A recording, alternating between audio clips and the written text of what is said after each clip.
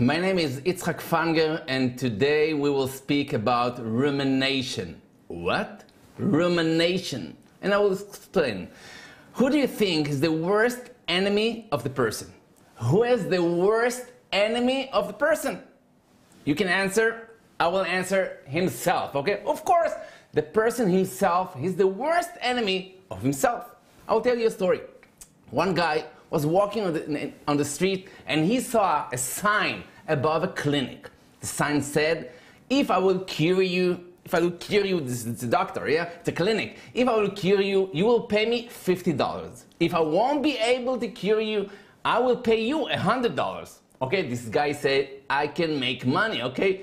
If he won't be able to cure me, he will pay me $100. Wonderful. He went inside, went to the doctor and said to him, hi doctor, how are you? Please help me. My sense of taste. I have no sense of taste. Okay, Corona. I have no sense of taste. Please help me. The doctor saw him and he said, okay, I can help you. Assistant, draw number 24. Small bottle, 3 drops on his tongue.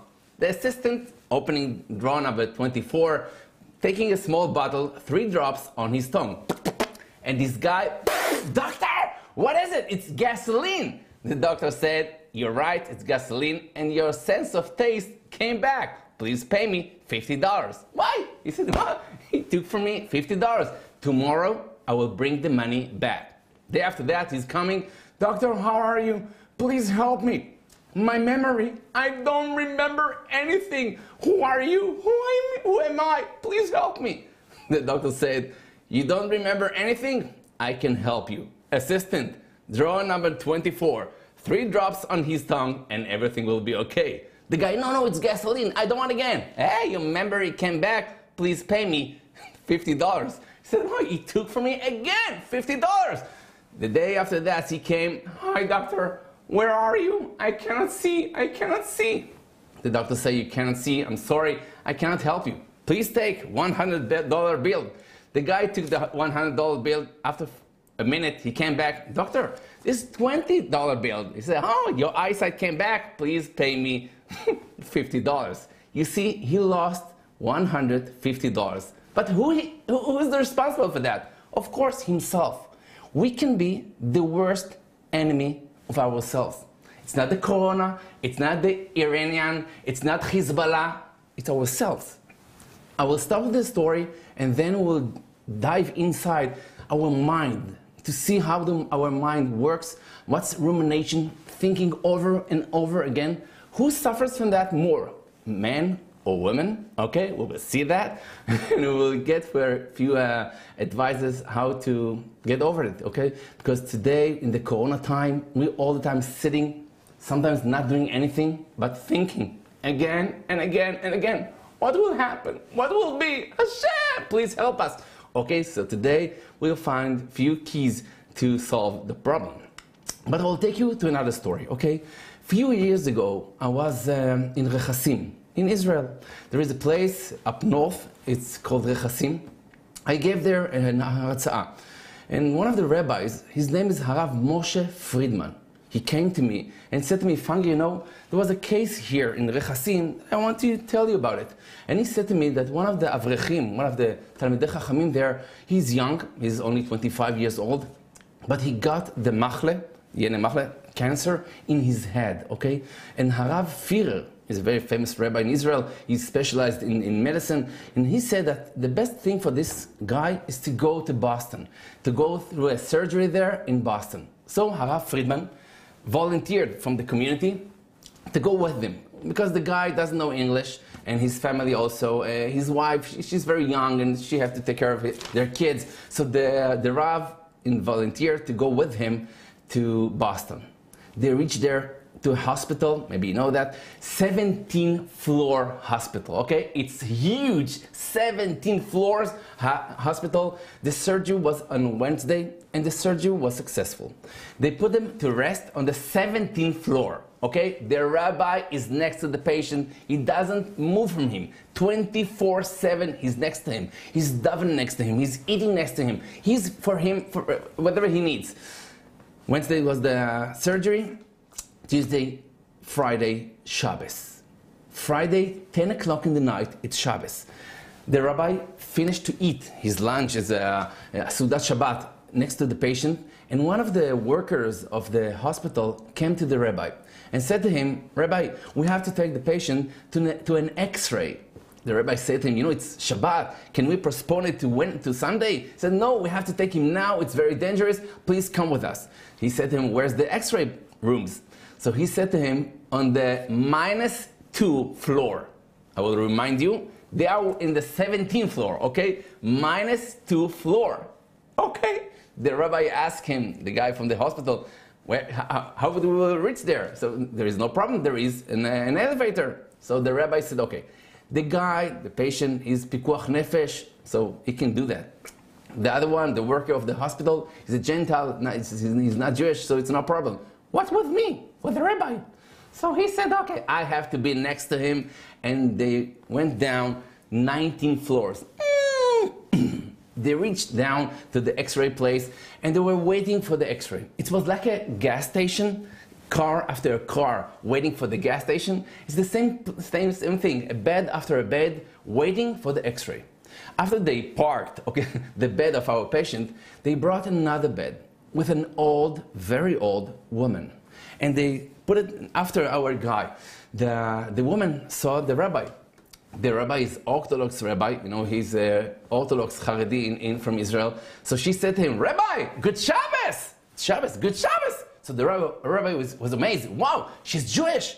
So the patient said to the rabbi, "Rabbi, make for her kiddush. She's Jewish. Make for her kiddush." So the rabbi said to the woman, "I will do kiddush for you." And the woman, "Yeah, kiddush, kiddush." Then the rabbi thought, where is the grape juice, the wine? In the 17th floor. So he said to the woman, "Let's postpone it to tomorrow, okay? I will come to your floor tomorrow, okay?" But he saw in her eyes like she's begging, "Okay, please, kiddush, make for me kiddush." So her Rav said, "Maybe it's a neder, okay, I have to do that." So he said to her, "Wait, I will go to bring the grape juice." Okay. To get down, they were in the elevator, but now there is no elevator. So he asked the guy from the hospital, "Is there stairs here?" So of course, there is like outside the hospital, but close to the hospital, they're like emergency stairs till the end of the hospital. So it was winter, very, very cold, okay? In the hospital, it was nice, you know, warm, cozy, nice. But when the rabbi opened the door, it was a storm. It was snowy, okay, cold. Now we have to go up 19 floors. I don't know about you, but the rabbi is not a young guy, okay? But he started to go up. Dun-dun, dun-dun, dun-dun.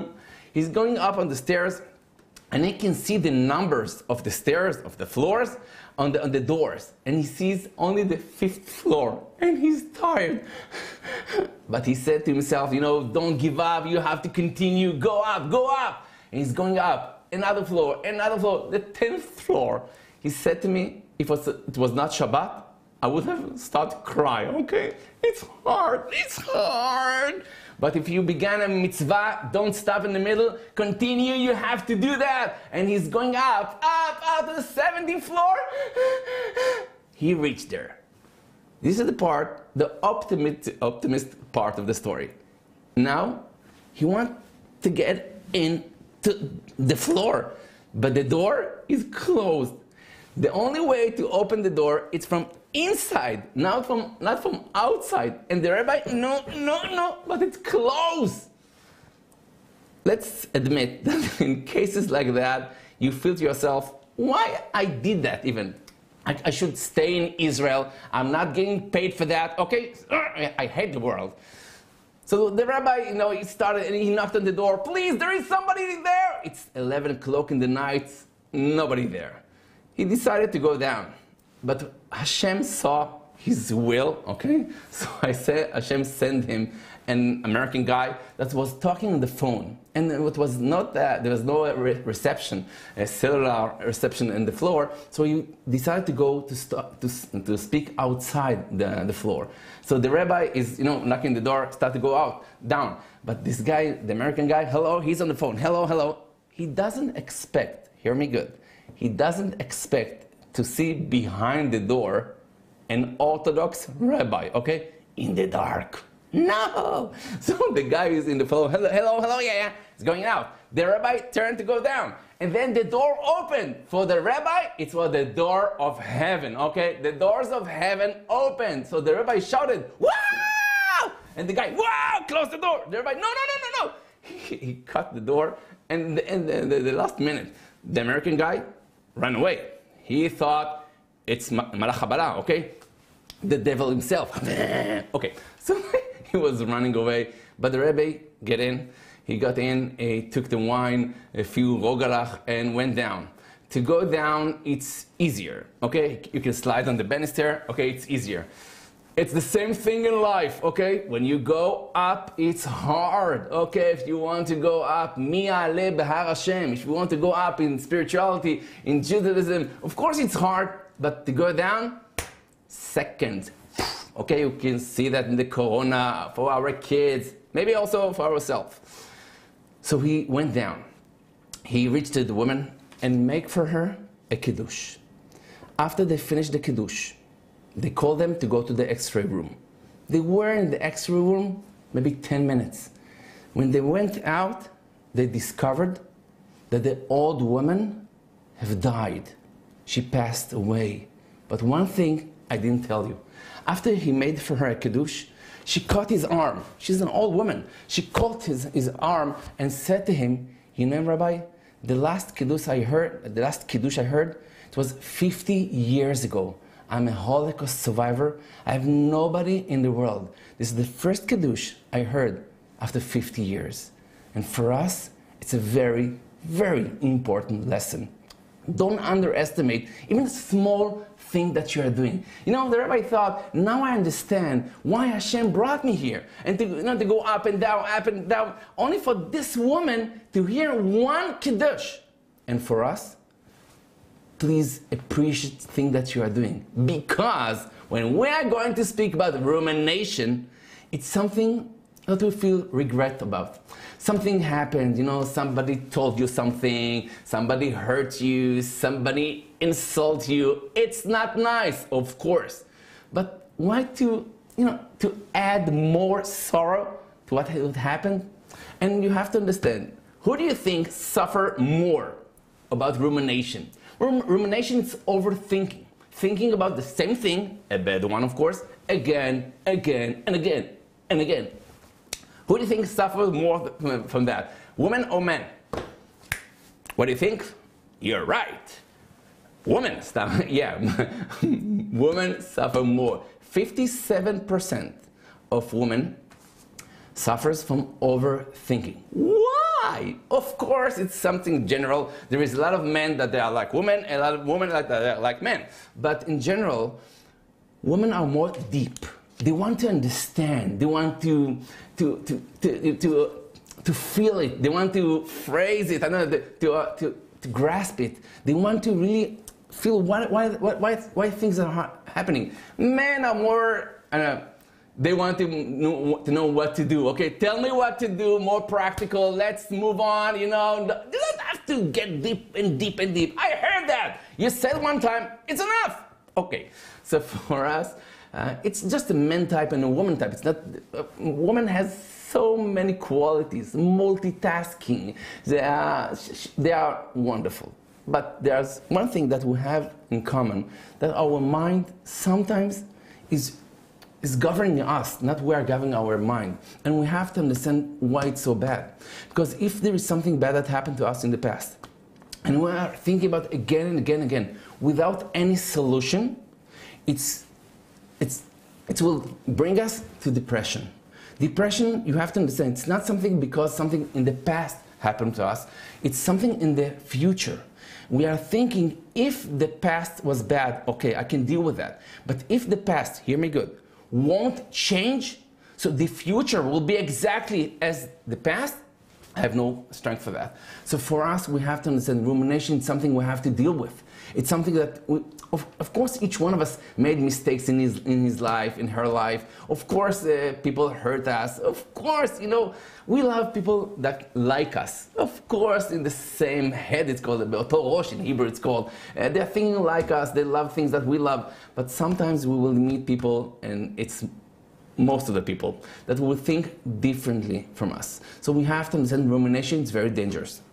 One reason, because rumination, it's like if you call to one of your friends and tell you know, the shop's open, there is the Seger, of course, there is the Corona, but one of the shops, one of the malls was opened and there is a sale for Hanukkah. You just did one phone call, but half of the city came. Whoa! Okay, the same thing with the thoughts, bad thoughts. If you start to ruminate about something, it's like a wound. Okay, if I'm playing with the wound, it will never heal. You have to understand, when you start to think badly about something, all the bad things from the past are coming also. You know, we are here also. And you see only dark, you see only black, you see only... I cannot handle it anymore, okay? So the first reason why not to ruminate, because it's bringing a lot of bad things together, and we get the feeling that there is no hope, not to us, not to our relationship, not to our future, and maybe not the future of the world.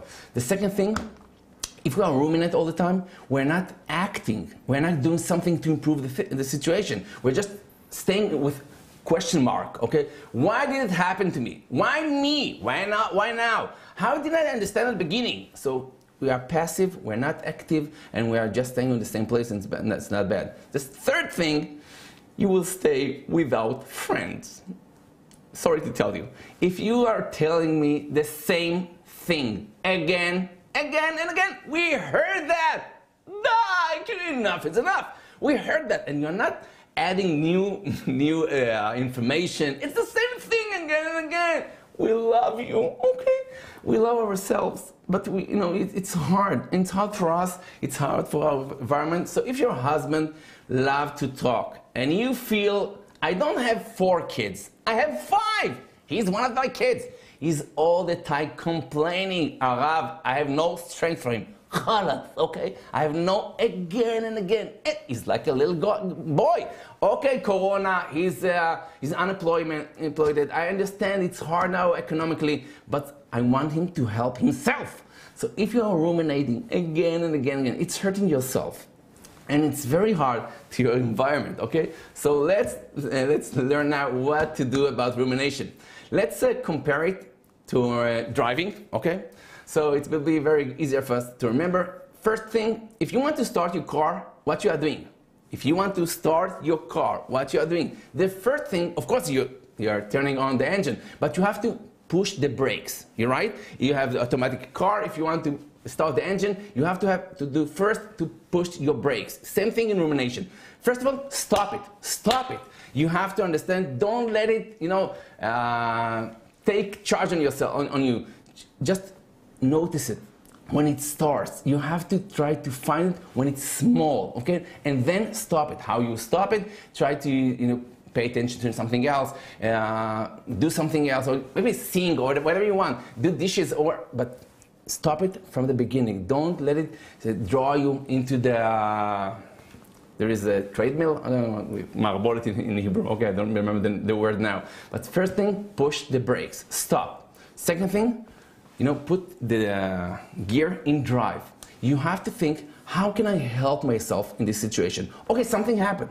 I'm not ignoring that nothing happened. Hakol letova. Of course, we believe in that. But now I want to understand that something bad happened. Okay, I agree with you.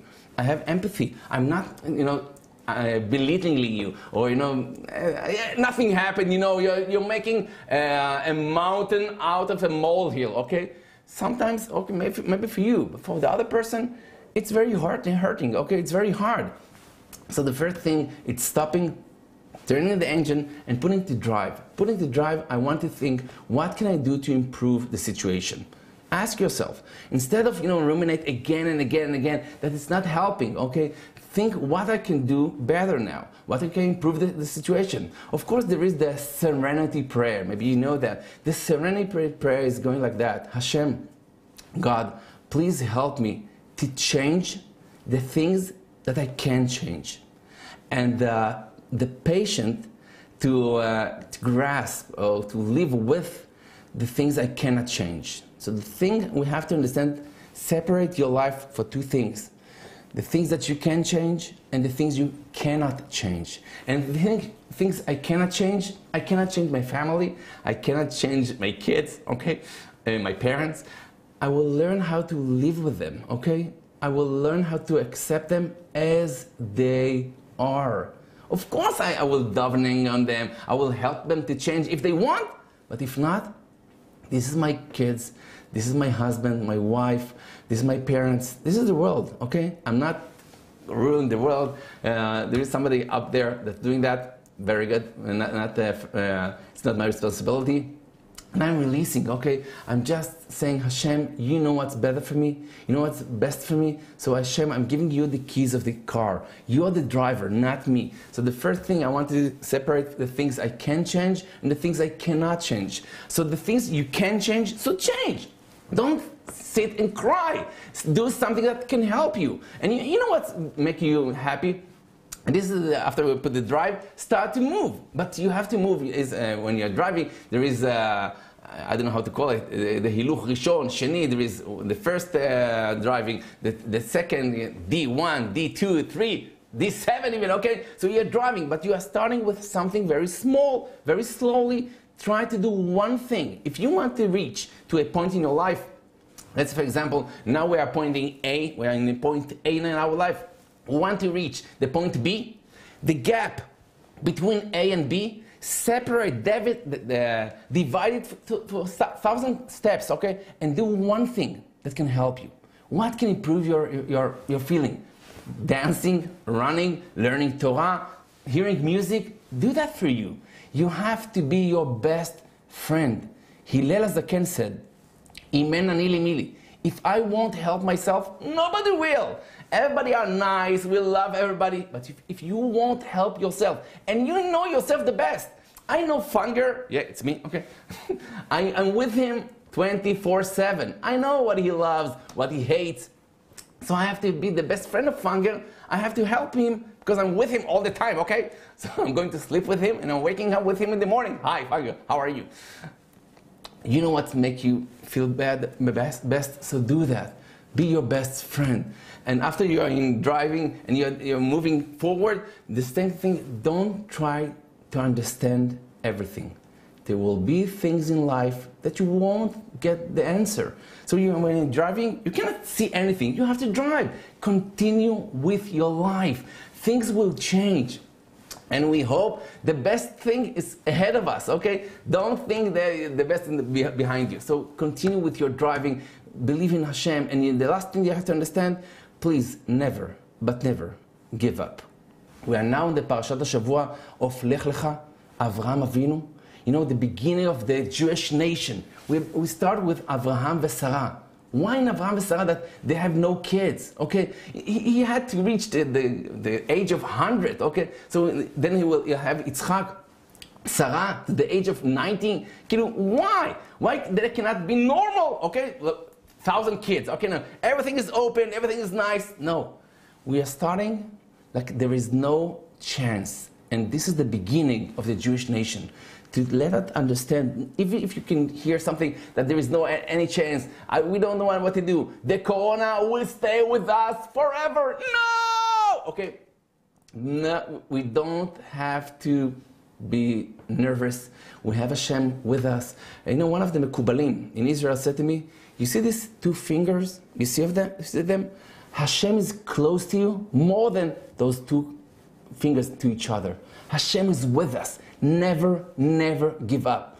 The words of Chazal, אפילו חרב חדה, מונחת על צווארו של האדם. Even a very sharp sword is on your neck. Don't, never, never give up. אל תתייאש מן הרחמים. You know, there is mercy in the life. Hashem is with us. So the things we have to know about rumination. We said we all suffer from that. Women suffer a little bit more. And we have to understand, if we want to stop the rumination, like driving. First stop, okay, push the brakes, start the engine, stop the thinking, overthinking again and again. Put in drive, think what is good for you, what's making you happy. You know yourself, so please yourself. And the second thing, don't be hard on yourself. Just continue driving. Continue driving, enjoy the view, and the end will be the best. And I will finish with one thing. Somebody asked me, what is the best time to plant a tree? Huh? What is the best time to plant a tree? I said to him, 20 years ago. It's the best time to plant a tree. And the second time is now. Hear me good. Of course, it's good that things in our past were differently, okay? If I could go back in my life, maybe I would have changed a lot of things. But the best time, of course, maybe it's 20 years ago, but the next time is now. Don't wait to a wonderful time, to an inspiration that you will have. Start now to do something for yourself, because you are the worst enemy of yourself, but you can be your best friend. Thank you very much for listening. It was one of the shiurim now. We're just beginning, so excuse me, I was a little bit nervous. Okay, my English is not so good, but thank you really for helping us. Nava Foreman, thank you very much for the Zoom. We have a shiur in Zoom now. Also, we have an Instagram. Somebody told me to say that, so we have an Instagram, Rabbi Fanger. We have a YouTube channel, and we will love that you will subscribe. So be with us. Thank you very much. Good night. Hashem will help you. השם ישמור אתכם. ברכה והצלחה, פרנסה בשפע, בריאות איתנה, והשם יתברך ימלא את כל משעות לבכם לטובה. אמן כן יהי רצון. Good night. Bye bye.